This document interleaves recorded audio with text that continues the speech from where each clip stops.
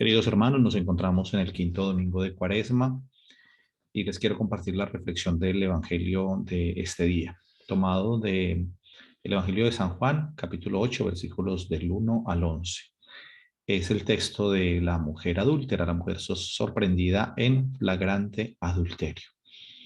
Varios elementos en este Evangelio, bellísimos. Dice que en aquel tiempo Jesús se retiró al Monte de los Olivos y al amanecer se presentó de nuevo en el templo. El Monte de los Olivos es un lugar muy especial para Jesús. Jesús desarrolla casi todo su ministerio en Galilea, al norte, pero cuando sube a Jerusalén, cuando va a Jerusalén, Jesús casi siempre va a la casa de sus amigos en Betania, María, Marta y Lázaro, que precisamente este lugar, Betania, está muy cerca del Monte de los Olivos, en la ladera oriental del Monte de los Olivos. Y en la parte occidental, es decir, ya de frente hacia Jerusalén, digamos hacia la ciudad murallada, separando el Monte de los Olivos de Jerusalén por el torrente Cedrón. Bueno, Jesús en la ladera del Monte de los Olivos, hay un lugar que es el jardín, el huerto de los olivos, y en ese lugar al Señor le gusta mucho estar allí con sus amigos, con sus discípulos. Es un lugar de oración, bueno, muy bello, es un lugar muy especial que evoca muchas cosas, el Monte de los Olivos. Vemos a Jesús pocas veces en el templo, ¿no? O situado en el lugar del templo, pero hoy aparece Jesús allí en el templo de madrugada. Va Jesús allí y dice que la gente acudía a él, todo el pueblo, y sentándose les enseñaba esta actitud de Jesús de sentarse. Hay otro relato por allá del Evangelio en Galilea donde Jesús se sienta en la barca de Pedro, ¿no? Como el lugar de la cátedra, enseñar. Aquí ahora Jesús está sentado enseñando a la gente.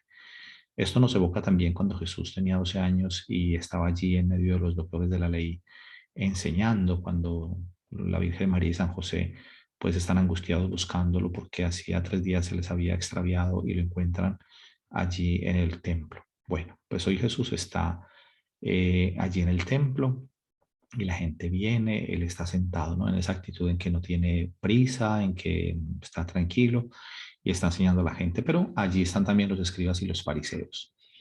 Estos personajes vienen y traen a una mujer sorprendida en adulterio, una mujer que no podía defenderse y decir que era mentira, o ellos tampoco podían decir, bueno, es que estamos pensando, imaginamos, sospechamos que esta mujer cometió adulterio, ¿no? La mujer fue sorprendida en flagrante adulterio, es decir, en el acto. Por lo tanto, no hay posibilidad de otra cosa. Y se la ponen ahí a Jesús, se la traen ahí acerca del Señor y le dicen, bueno, sabes que según la ley de Moisés, una mujer como esta tiene que ser apedreada, era lapidada, no eran las normas que estaban del Antiguo Testamento, normas muy, muy tremendas, muy fuertes. Entonces le preguntan a Jesús, ¿qué dices tú ante esto? Claro, ahí dice claramente el Evangelio que le querían poner una trampa, porque Jesús tenía solamente dos posibilidades de respuesta.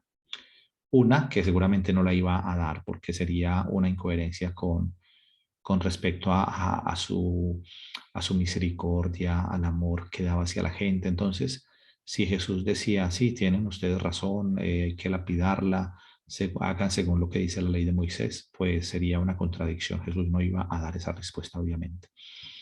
Pero le quedaba solo una posibilidad, y la posibilidad de respuesta que le quedaba era que la dejaran ir, pues es decir, que la perdonaran, pero en ese momento lo podían acusar de estar infringiendo la ley, de estar haciendo una transgresión de la ley. Entonces, es decir, Jesús no tenía, estaba como contra la espada y la pared, no tenía posibilidad de decir otra cosa, pero vemos aquí el Señor que ve los corazones, ¿no? El Señor que ve los corazones. Dice la palabra del Señor que el Señor se inclinó y comenzó a escribir con el dedo en el suelo. Pues es un misterio, no sabemos qué pudo haber escrito allí, pero creo que no es tanto eso importante. Sabemos que Jesús no escribió nada, es decir, a ver, que tenemos los evangelios, Mateo, Marcos, Lucas y Juan, bueno, que nos narran la vida de Jesús, pero él de puño y letra no conservamos ningún escrito que la comunidad cristiana, digamos, la iglesia diga, Jesús escribió esta carta para alguien en particular o pues para sus discípulos. No, Jesús no escribió nada. Entonces, pero se agacha allí, digamos que se pone a escribir quizás dándole tiempo a estas personas, o sea, los deja como que hagan eco de lo que están preguntando, ¿no? Le han hecho una pregunta a Jesús, ¿tú qué dices? Y Jesús se queda en silencio, entonces ellos insisten, ¿no? Como que, bueno, pero dinos algo, ¿no? Entonces es cuando Jesús se levanta y les dice, quien esté libre de pecado, que lance la primera piedra contra ella. Y vuelve Jesús y se inclina y sigue escribiendo, ¿no? Es bien significativo esto porque Jesús hace esa pregunta que se la hace a los escribas y los fariseos que eran, entre comillas, los buenos, los que conocían las leyes, los que se presentan como los buenos de momento, ¿no? Y, y también es una pregunta para cada uno de nosotros. Cuando el Señor, en el Evangelio de hoy nos tendríamos que preguntar, bueno, ¿quién esté libre de pecado? Tire la primera piedra. Porque esta mujer fue sorprendida en adulterio, pero ¿cuántos pecados escondidos pueden tener las personas o podemos tener? Entonces, desde allí el Señor nos confronta a cada uno de nosotros. Bueno, y nos dice el Evangelio que comenzaron a retirarse, comenzando por los más viejos, por los más ancianos. A mí siempre me ha llamado la atención eso en el Evangelio, porque Juan, que es el que escribe este relato, podría haber omitido que se retiraron comenzando por los más ancianos, simplemente hubiera podido poner en el Evangelio, comenzaron a retirarse poco a poco, uno por uno. Pero el hecho de que diga comenzando por los más ancianos me ha hecho reflexionar siempre, porque cuando nosotros somos jóvenes, nosotros siempre como que mirando el futuro pensamos, bueno, tengo estos defectos, soy una persona que me enojo fácilmente, me da ira, tengo resentimientos, bueno, cada uno mirará qué pecados y qué cosas le cuesta más, ¿cierto? Pero entonces tengo estas fragilidades, estos pecados. Pero yo estoy seguro, piensa uno de joven, ¿no? Cuando pasen los años, habré llegado a la madurez, es decir, que todas estas cosas seguramente ya no serán tan difíciles para mí o quizás ya no las tenga. Sin embargo, que constatamos que cuando pasan los años, como que nos cuesta más fatiga, como el cambio, ¿no? A veces nos damos cuenta que llegamos a una edad de madurez en la vida, ¿no? Yo ya tengo 52 años, bueno, cada uno va mirando cuántos años tiene y a veces pensamos, bueno, yo creía que esto lo podía haber superado y sin embargo como que vemos que tenemos cada vez más dificultad para quitar todas esas cosas de nosotros. Bueno, lo que no podemos olvidar es que quien quita el pecado de nosotros es Jesús, nosotros no. Nosotros podemos cooperar, contribuir, hacernos buenos propósitos, pero finalmente quien nos transforma es el Señor. Pero si nos damos cuenta que a veces es más difícil con el paso del tiempo, a veces nos falta la voluntad, en fin, bueno. Y la parte más bella del Evangelio creo que es la última. A mí me encanta esa última parte del Evangelio porque se quedan solamente Jesús y la mujer, como se fueron todos. Entonces Jesús le hace una pregunta y le dice, ¿dónde están los que te condenan? Y él dice, Jesús le dice, ni ninguno te condena. Y ella le dice, no, ninguno, porque ya se han ido, ¿no? Entonces Jesús le dice una cosa bellísima. Jesús se alza y le dice, eh, no, yo tampoco te condeno, vete y no peques más. Esto es bellísimo. ¿Por qué? Porque esta mujer estaba ahí en silencio. De hecho, ella no había abierto la boca durante todo el relato, porque ella obviamente había sido sorprendida en pecado y bueno, estaría llena de miedo de que la pudieran matar, apedrear, y no ha dicho nada, ¿no? Además no se podía defender porque estaba la evidencia, ¿no? Entonces Jesús le dice, yo tampoco te condeno, vete y no peques más. Esta mujer está allí como esperando la condena también de Jesús, ¿no? Como que Jesús dé el veredicto. Pero lo más bello es que Jesús la perdona. Y voy a decir aquí una cosa muy, muy especial que en alguna ocasión se la escuché a un formador carmelita, a un sacerdote, y que siempre he tenido en el corazón eso. Dijo una cosa muy bella. Ese día, esa mujer adúltera volvió a ser virgen. Y yo lo entiendo también de esa manera, porque la virginidad no la podemos aquí, digamos, limitar o como solamente a un hecho físico, ¿no? A la virginidad, una cuestión fisiológica. Aquí porque esta mujer vuelve a ser virgen por una cosa muy sencilla. Hasta ese momento a esta mujer la habían mirado como mercancía, ¿no? Como un objeto. Y han pasado más de 2000 años y nos damos cuenta cómo se cosifica todavía a la mujer y lastimosamente muchas mujeres también se prestan para eso, ¿no? Cuando uno ve, por ejemplo, en internet, la gente como es preocupada solamente por tener un cuerpo perfecto, cómo se hacen selfies todo el tiempo, se toman fotos desde distintos ángulos, entonces como que piensan que lo que hay que mostrar es nada más lo físico, ¿no? Entonces es como caer en la trampa también de una sociedad que a la mujer la convierte como en un símbolo de eso, ¿no? Y como si fuera una mercancía, un objeto que da placer.